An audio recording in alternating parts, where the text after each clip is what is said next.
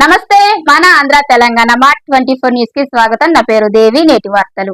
ఉదయాన్నే మనం పార్క్ వచ్చేది పచ్చని చెట్ల నుండి వచ్చే గాలి కోసం. కానీ హైదరాబాద్ లో ఆ పార్క్ కి 40 రూపాయల టికెట్ తో కలుషిత గాలిని కొంటున్నామా అనే ఫీలింగ్ వస్తుందని వాకింగ్ చేస్తున్న వాళ్ళు మార్ట్ 24 న్యూస్ తో తెలుపుతున్నారు. మరిన్ని వివరాలు చిన్న అందిస్తారు. ఈరోజు మనం సూరవరం సంబంధించి విశ్వకర్మ కాలనీ శ్వాస ఆయువు పార్క్ దగ్గర ఉన్నాము.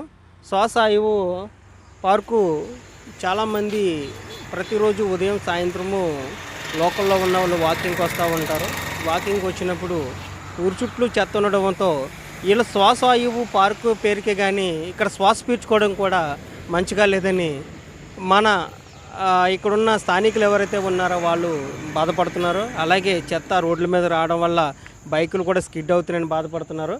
అలాగే మనకి ఇక్కడ డస్ట్బిన్స్ అవి పెట్టాలని కోరుకుంటున్నారు. వాళ్ళ మాటల్లోనే మనం విందాము ఏమన్నారు అన్నది వాళ్ళ మాటల్లో తెలుసుకుని మనం చూద్దాం. రోజు మనం సూరవరం పార్కు విశ్వకర్మ కాలనీ దగ్గర ఉన్నాము. ఈ పార్కు సంబంధించి ప్రజెంటు గతంలో చాలా బాగుండేది. ఈ మధ్యకాలంలో రాను రాను బాగా చెత్త పెరిగిపోతుంది. ఇంటి వ్యర్థాల కాడి నుంచి మనకి ఇంట్లో వాడే కూరగాయలు వేస్టు చెత్త అంతా కూడా పార్కు చుట్టూ చేరుతుంది. ఈ పార్కుని క్లీన్గా ఉంచాలని ఇక్కడికి వచ్చే మన లోకల్ ఎవరైతే ఉన్నారో లోకల్ పర్సన్స్ చాలా ఇబ్బందికరంగా ఫీల్ అవుతున్నారు. అలాగే మనకి ఈ పార్కు ముందు టికెట్ కూడా ఉండేది కాదు. ఈ మధ్యకాలంలో టికెట్లు కూడా పెట్టారు. టికెట్లు వచ్చిన అమౌంట్లో కూడా కొద్ది క్లీన్ చేస్తే బాగుంటుందని ప్రజలు కోరుకుంటున్నారు. వాళ్ళ మాటల్లో నిందాం. సార్ మీ పేరేంటి? సురేష్ అండి.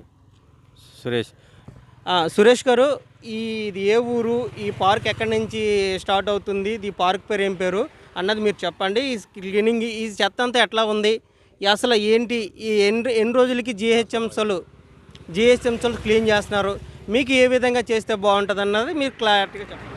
ఇది సూరారం గ్రామం విశ్వకర్మ కాలనీ పక్కన ఉన్న శ్వాసవాయు పార్క్. ఇది పేరుకేమో శ్వాసవాయు పార్కు. అంత బాగున్నదని అందరూ వస్తారు. ఇక్కడనేమో అంత దుర్వాసన జల్లుతుంది. ఎట్లా అంటే చెత్త, మళ్ళీ చికెన్ షాప్లలో అంత వ్యర్థాలు, మామిడి పండ్లు, మళ్ళీ నిమ్మకాయ, ఆ కూరగాయలు, కుళ్ళిపోయిన కూరగాయలు అన్నీ తీసుకొచ్చి ఇక్కడ వేస్తున్నారు. ఇంట్లో ఏదైనా ఫంక్షన్ అయినా ఫంక్షన్లో ఉన్న మాంసాహార అవన్నీ తీసుకొచ్చి వేస్తే కుక్కలన్నీ తిని కొట్లాడి రోడ్లపైకి ఇట్లా వస్తుంటే బళ్ళకు అడ్డం వచ్చి నిన్న మొన్న ఇద్దరు ముగ్గురు పడ్డారు ఇక్కడ. అందువల్ల చాలా అందరు శ్రద్ధ తీసుకొని జిహెచ్ఎంసీ వాళ్ళైనా ఎవరైనా కానీ దీనిపైన బాగా శ్రద్ధ చూపించి నీట్గా చేయించగలరని మా యొక్క మనవి. మళ్ళీ అలాగే లోపల పార్కులో మేము వాకింగ్ చేస్తుంటే మొత్తం ఇదే వాసన లోపల వస్తుంది. అంత తిరగలేని పరిస్థితిలో ఉంది. ఇలాంటి పార్కుల్లో ఏంటంటే మంచిగా ఉండాలని, శ్వాస మంచిగా తీసుకుందామని మేము వస్తే ఇక్కడ ఈ వాసన ఎక్కువ ఉంది. ఆ ఇంట్లో కంటే ఇంట్లోనే ఇక్కడ అంత దుర్వాసన వెదజల్లుతుంది. కావున తొందరగా ఏదన్నా నీట్గా చేయండి, శుద్ధి చేసి మంచిగా నీట్గా చేయాలండి మా యొక్క మనవి.